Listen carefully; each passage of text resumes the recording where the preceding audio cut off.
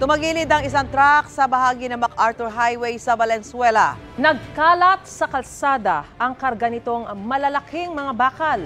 Pasado alas 9 kagabi nangyari ang aksidente at inabot na madaling araw bago muling naitayo ang truck. Live mula sa Valenzuela, may unang balita si James Agustin. James, ano ang sitwasyon dyan ngayon? Susan, Maris, Ivan, naging pahirapan yung pagtayo doon sa tumagilid na truck na naaksidente dito sa baging ito ng MacArthur Highway dito sa Valenzuela City. Hanggang sa mga oras na ito po ay nakahambalang pa rin dito sa gitna ng kalsada. Hindi lang yung truck, maging yung mga karga nitong bakal dahil may hinihintay pa na isang tow truck. Bandang alas 9:30 kagabi nang biglang tumagilid ang 18-wheeler na may kargang mga bakal na tinatawag na H-beam na ginagamit sa construction ng mga mega structure. Binabagtas ng truck ang northbound lane ng MacArthur Highway at pakaliwa sa Governor Santiago Road na mangyari ang aksidente. Nagkalat sa kalsada ang lahat ng bakal. Ang truck bumangga pa sa steel fence at nabasag ang windshield nito.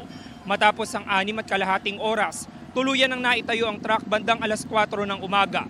Kwento ng truck driver, galing silang Maynila at i-deliver ang mga bakal sa Valenzuela. Mabagal lang naman daw ang takbo niya. Maging siya raw ay kinagulat ang pangyayari. Naligo po ako sa may kanto niyo sa stoplight, dahan-dahan. Dahan-dahan po ako lumiliko, dahan-dahan di siyang gumaganon. Malinis naman yung karsada. Yun, hindi ko din alam yung nangyari kasi nabuwal na. Sobrang bigat po ba nung dala-dala niyo? Hindi naman, siguro bago ako umakyat na ganyan kasi paliko, siguro lahat ng bigat napunta sa kabilang side ganun.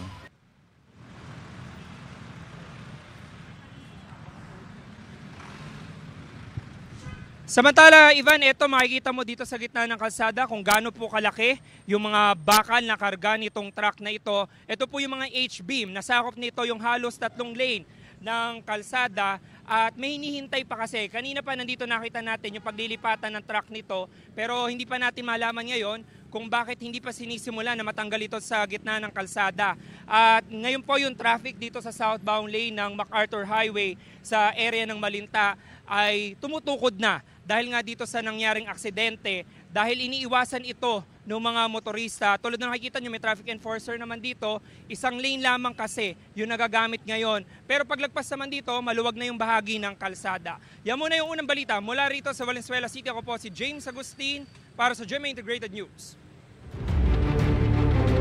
Kapuso, para laging una ka sa mga balita, bisitahin at mag-subscribe sa GMA Integrated News sa YouTube. Sa mga kapuso abroad, samahan nyo kami sa GMA Pinoy TV at sa www.gmanews.tv.